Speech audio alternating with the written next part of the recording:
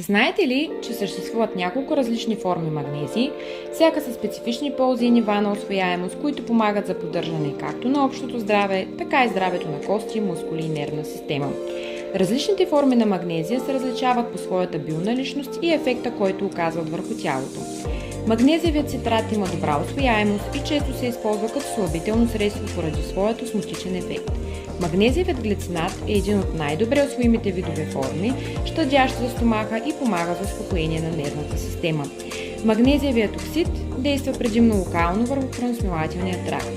Свързан с ябълчена киселина, магнезиевият малат участва в производството на енергия и е по-малко вероятно да предизвика слабителен ефект. Магнезиевият елтреонат е способен да преминава кръвно-мозъчната бариера и по този начин подпомага здравето на мозъка и нервната система.